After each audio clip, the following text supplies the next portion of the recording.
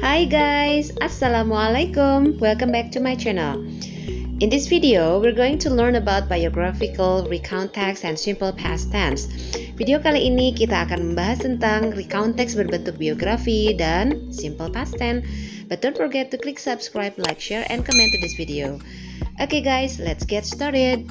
What is biographical recount text? Apa itu recount text berbentuk biografi?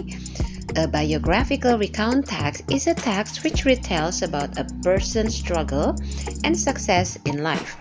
Recount text berbentuk biografi adalah sebuah teks yang menjelaskan tentang perjuangan dan kesuksesan seseorang dalam hidupnya.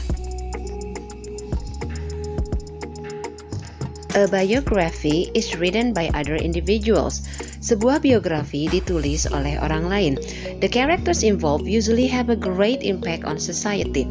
Karakter yang diceritakan dalam biografi biasanya memiliki dampak yang luar biasa terhadap masyarakat. Seperti tokoh-tokoh yang menginspirasi, misalnya presiden, ilmuwan, ataupun selebritis. Generic structure dari biographical recount text itu sama dengan recount text sebelum-sebelumnya ya. Orientation itu isinya tentang the setting or orientation, background information answering who, when, and what. The second one is series of events ya. Chronological kejadiannya seperti apa. Events are identified and described in chronological order. For biography, it usually consists of someone's life. Biasanya di biografi berisi tentang kehidupan seseorang, yaitu mengupas tentang birth, kelahirannya, childhood, masa kecilnya, adolescent, masa remajanya, adulthood, ketika sudah dewasa, dan juga kalau memang sudah meninggal, tokohnya biasanya juga diceritakan meninggalnya. Events included are, dalam eventsnya itu berisi tentang education, pendidikannya, achievement, pencapaiannya, career-nya, ketiga itu karirnya, dan yang keempat personal life atau kehidupan pribadinya. Language features dalam biographical recount text itu yang pertama menggunakan past tense, ada passive voice juga, dan menggunakan timeline. Now it's your turn to do the exercise. Sekarang saatnya kalian mengerjakan latihan soal ya. Number 1, what is the purpose of the text? Okay, number 2, why did Einstein leave Germany? Kalian bisa pause dulu videonya ketika ingin membaca teksnya ya. Number 3, the word famous in blah blah blah famous work in physics has the same meaning with blah blah. Jawabannya nanti kita bahas bersama-sama di Google Classroom ya. Oke guys, seperti yang sudah dijelaskan sebelumnya, kalau recount text itu menggunakan simple past tense. Sekarang kita akan membahas apa itu simple past tense. Simple past tense is an activity or situation started and ended in the past. Jadi, simple past tense adalah sebuah aktivitas atau situasi yang dimulai dan berakhir di masa lampau. Mari kita lihat contoh kalimat simple past tense. I slept on the ice yesterday. I didn't wait for an overseas call from anyone last night. Did you read a science book at the library last week? Kalimat pertama, I slept on the ice yesterday, merupakan kalimat positif. Kalimat kedua itu kalimat negatif. Dan kalimat ketiga adalah kalimat interrogatif atau kalimat tanya. Kita lihat kalimat pertama. I slept on the ice yesterday. Kata kerjanya itu berbentuk past tense atau kita sebut verb kedua.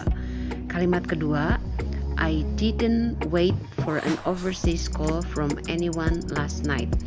Untuk membuat kalimat negatif, kalian tinggal tambahkan kata did not atau didn't, dan kata kerjanya harus kembali lagi ke verb dasar atau verb pertama. Kalimat ketiga, did you read a science book at the library last week?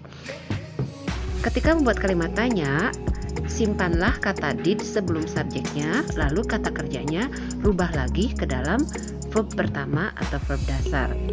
Jadi, ketika membuat kalimat past tense dan ada kata kerja bantu atau auxiliary verb did atau did not dalam kalimat negatif, itu pastikan kata kerjanya harus kembali lagi ke verb one atau verb pertama. Sekarang mari kita bahas nominal sentence atau kalimat yang memakai Contoh kalimatnya yaitu I was angry with him yesterday, they were not at school a week ago, was she an English tutor. Kalimat positif itu tinggal menggunakan be, was, atau were. Was digunakan untuk subjek I, he, she, it. Kalau untuk were itu digunakan oleh you, we, they. Untuk membuat kalimat negatif tinggal tambahkan kata not setelah kata was atau kata were. Dan untuk kalimat interrogatif tinggal kalian simpan was atau were di awal kalimat kemudian diikuti oleh subjeknya. Oke, mari kita kerjakan latihan berikut ini. Number 1, I blah blah blah start trying to reach her last week. Ini sudah pasti kalimat past tense karena ada kata keterangan waktu last week. Kira-kira apa jawabannya? Oke, jawabannya adalah started. Kita lihat nomor 2. It blah blah blah be not late yesterday but now I am. Ini merupakan contoh kalimat negatif dan yang harus kalian rubah adalah be untuk it. Itu apa? Oke, jawabannya it wasn't late yesterday but now I am. Nomor 3. Mari kita analisis optionnya satu persatu. Ya, I was born bla bla bla. Jawaban option A dan B itu merupakan sebuah every other day and on Sunday merupakan sebuah kebiasaan. Ya, setiap hari Minggu dan setiap hari-hari yang lain. Dan kita lihat option D dan E itu merupakan keterangan waktu yang digunakan untuk present continuous at the moment and now. Jadi jawaban yang betul adalah C. Selanjutnya, the class bla bla bla not end early this morning. Ini adalah contoh kalimat negatif. Seperti apa kita rubahnya? The class. Oke, jawabannya adalah the class didn't end early this morning. Nomor selanjutnya, bla bla bla up late last night. Kita analisis optionnya satu persatu. Option A, did you stayed? Itu tidak betul. Kenapa? Karena setelah kata bantu did, subjek, itu kata kerjanya harus bentuk pertama, bukan verb kedua.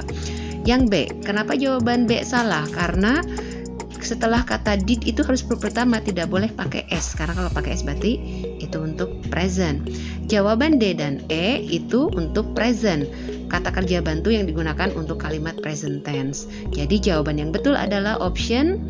Karena ini untuk kalimat past tense, ada kata keterangan waktu last night, jadi jawaban yang betul adalah C. Ya, jawabannya adalah did you stay. Oke guys, it's time for you to do the exercise. Sekarang kalian mencoba latihan soal ya. Menjawabnya berdasarkan gambar. Ya, ada simbol-simbol di sana. Kalau kalian lihat simbolnya tanda tanya, berarti itu dirubah menjadi kalimat tanya. Ya. Kalau kalian lihat simbolnya tanda silang, berarti itu dirubah menjadi kalimat negatif. Menjawabnya sesuai dengan gambar. Dan kalau kalian lihat tandanya tanda seru, berarti itu dirubah menjadi kalimat positif. Oke. Ada 7 soal yang harus kalian jawab. Semuanya dirubah kalimatnya sesuai dengan simbol-simbolnya dan semuanya dalam bentuk simple past tense. Nanti kita bahas di Google Classroom ya. Okay guys, that's all for our lessons today. In the next video, we will learn about passive voice. Thanks for watching. Wassalamualaikum. Bye.